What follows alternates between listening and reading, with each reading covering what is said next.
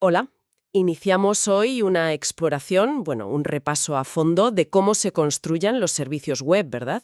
Centrándonos mucho en Spring Boot. Exacto.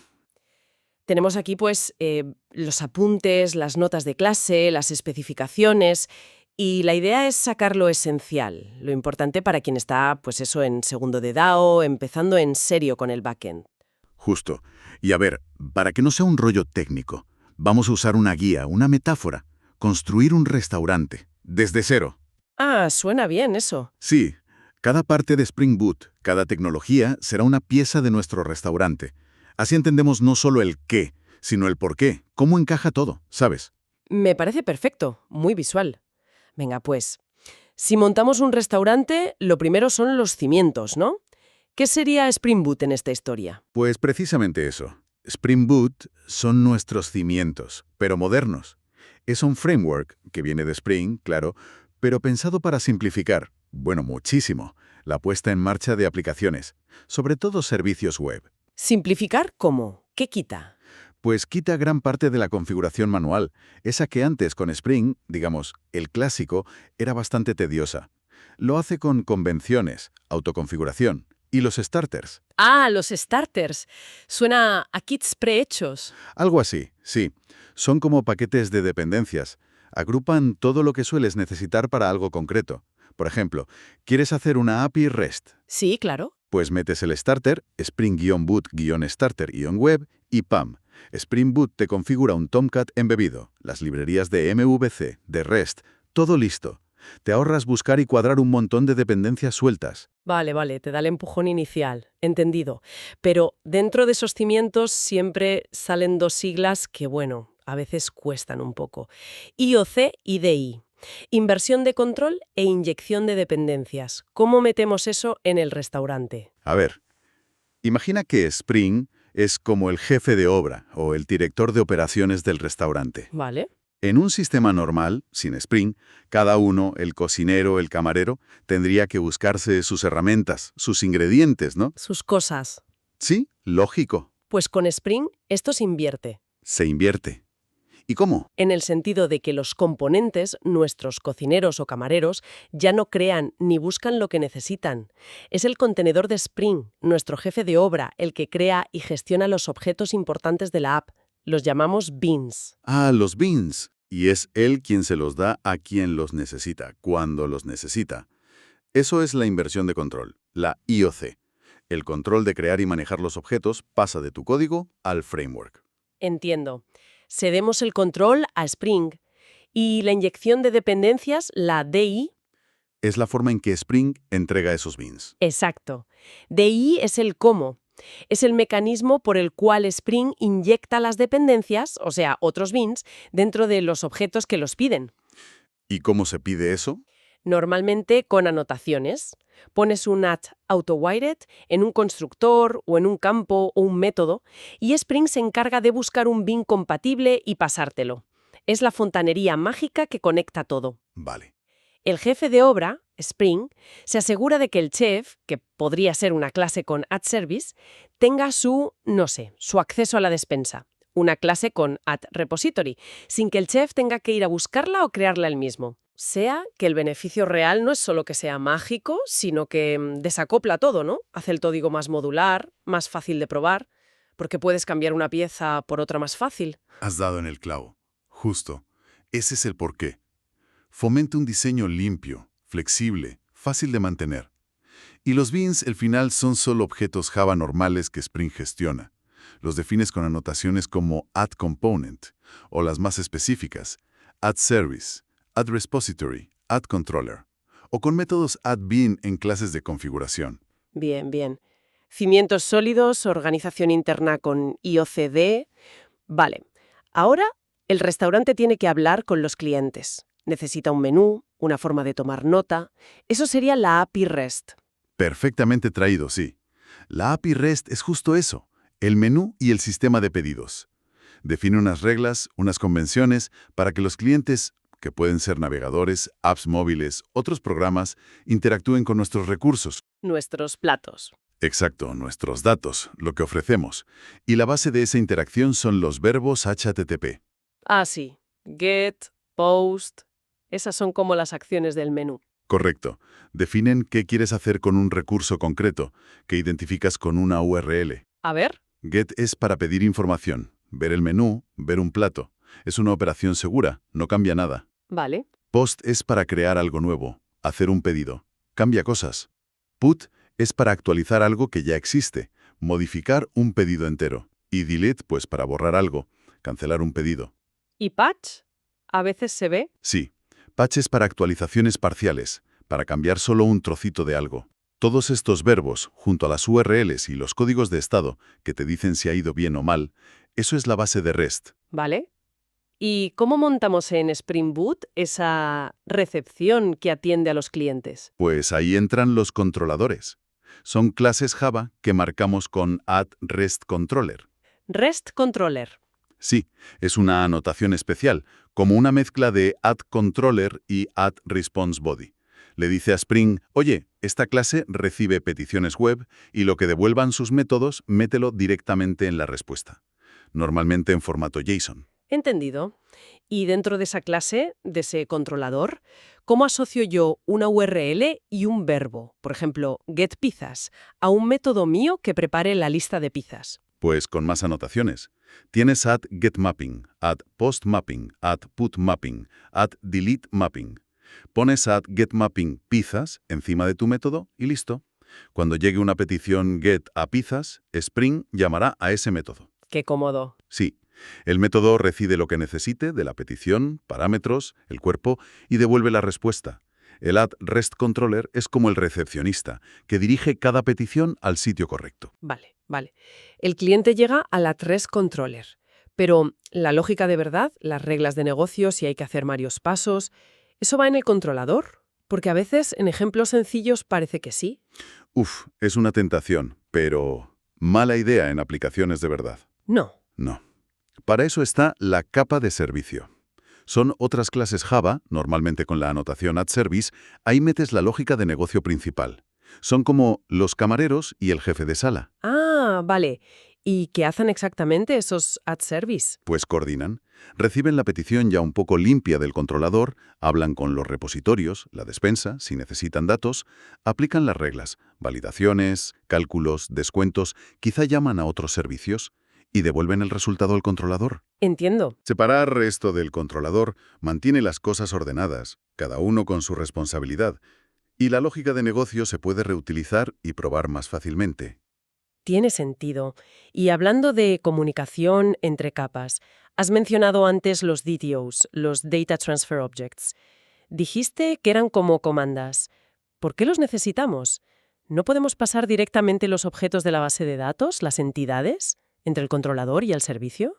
Podríamos, técnicamente sí, pero usar DTOs es, bueno, muy recomendable, por varias razones. A ver. Primero, separación. Lo que necesita ver el cliente, la vista, no siempre es igual a cómo tienes la tabla en la base de datos.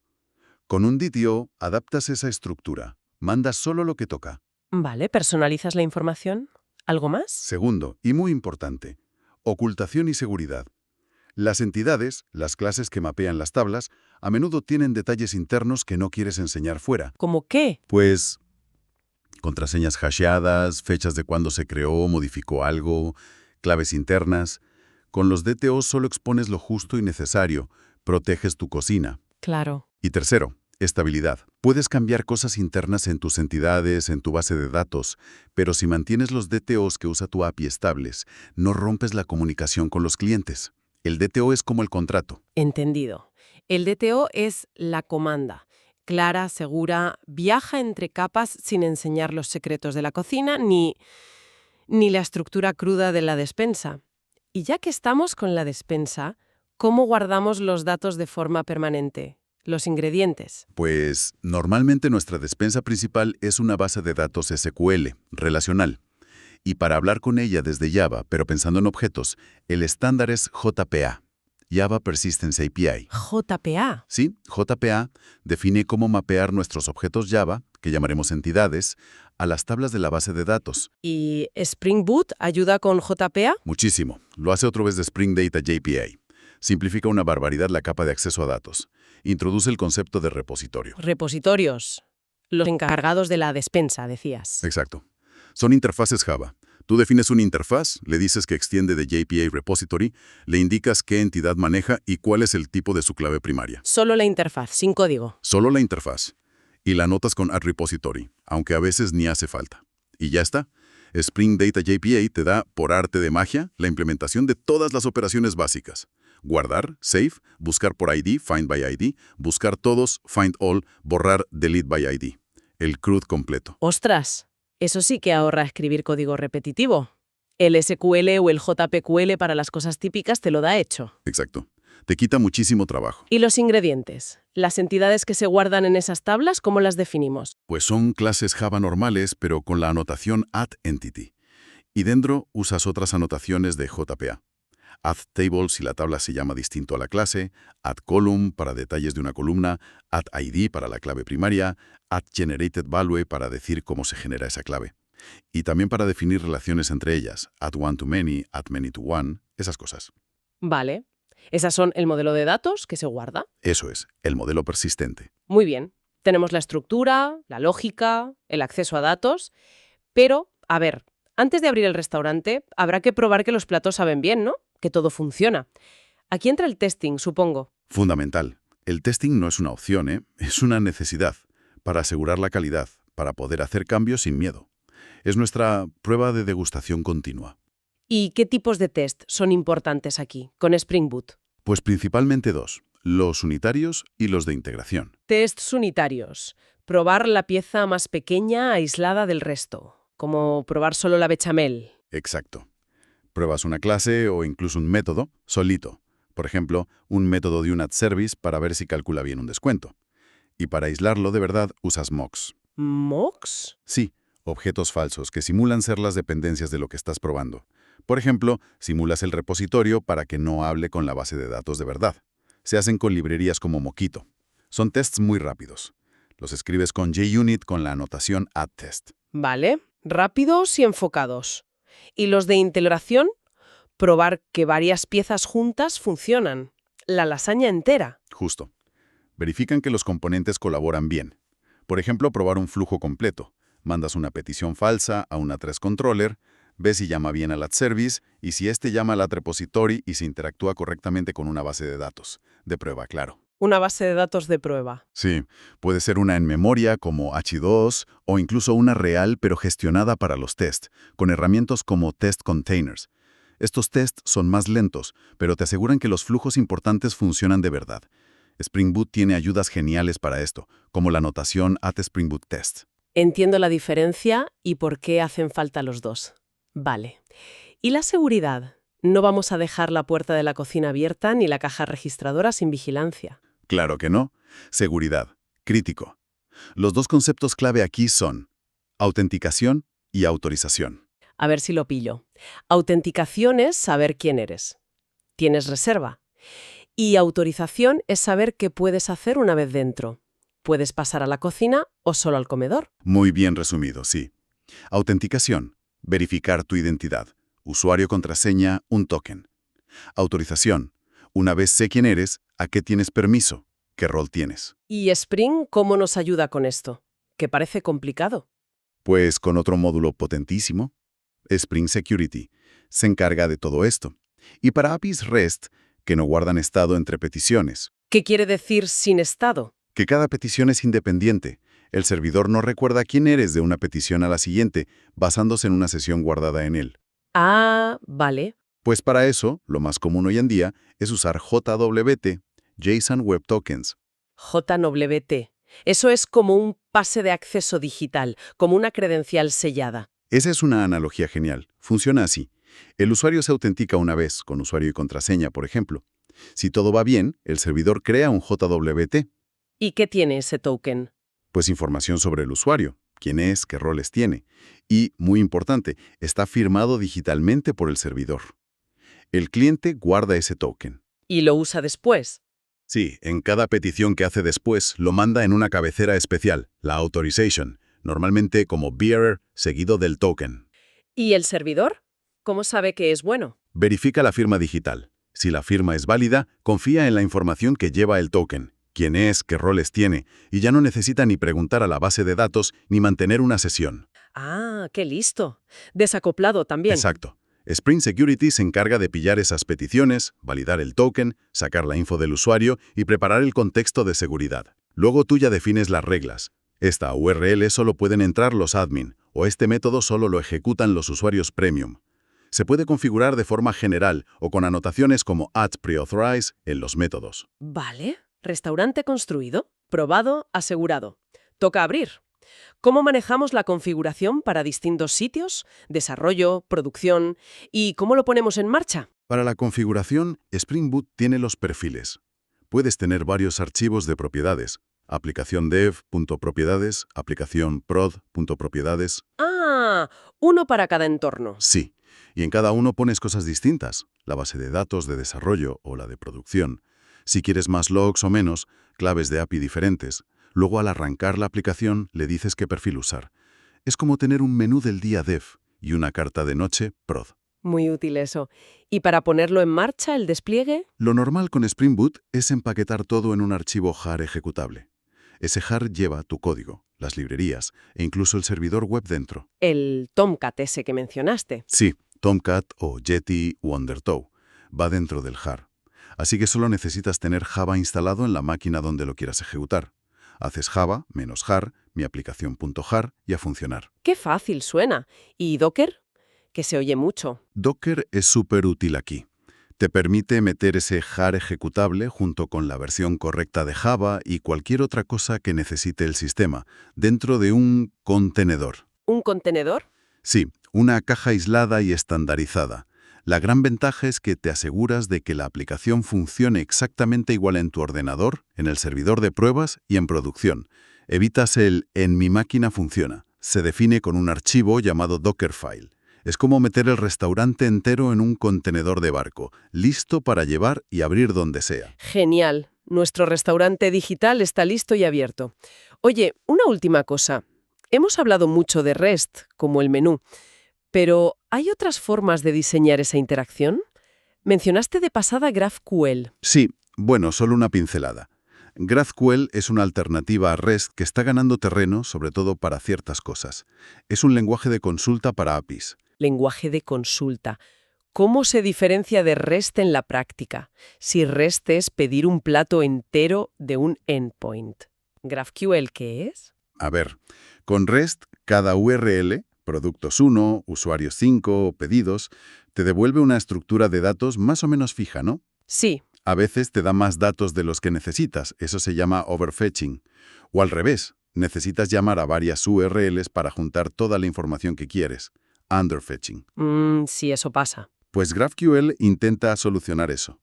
Permite que el cliente, en una sola petición a un único endpoint, normalmente GraphQL, pida exactamente los campos que necesita, y solo esos. ¡Anda! O sea, como si en vez de pedir el menú del día tal cual pudieras decir, oye, del menú, tráeme solo el solomillo con las patatas, pero la ensalada y el postre no. Y del solomillo solo quiero saber el punto y la salsa, nada más. Exactamente, esa es la idea. El cliente tiene el control total sobre la forma de la respuesta. Define un esquema de los datos disponibles, y el cliente manda una consulta diciendo qué trozos de ese esquema quiere. Es muy flexible, sobre todo para interfaces de usuario complejas o apps móviles que necesitan datos muy específicos. Y hay integración con Spring Boot, claro, con Spring for GraphQL. Muy interesante. Otra herramienta más para tener en el radar. Bueno, yo creo que hemos hecho un buen recorrido por la construcción de nuestro restaurante con Spring Boot, ¿no? Sí, yo creo que sí. Desde los cimientos con Spring Boot, IOC, DI, el menú con REST y los controladores, los camareros y las comandas con los servicios y DTOs, la despensa con JPA y repositorios, La prueba de calidad con el testing. el vigilante con Spring Security y JWT, cómo abrir al público con perfiles y despliegue, e incluso esa miradita al futuro con GraphQL. Ha sido completo. Esperamos que esta exploración con la ayuda de la metáfora del restaurante, pues, haya servido para visualizar mejor cómo encajan todas estas piezas, que son muchas al principio. Sí, y ahora lo importante es, bueno, ponerse a construir. Manos a la obra. Exacto. No hay otra. Probar, hacer proyectitos pequeños, experimentar. Así es como se asienta todo esto. Y hasta aquí el capítulo de hoy, Dev. Si te ha gustado, ya sabes, like y suscríbete para seguir codificando un montón. Nos vemos en el próximo Deploy.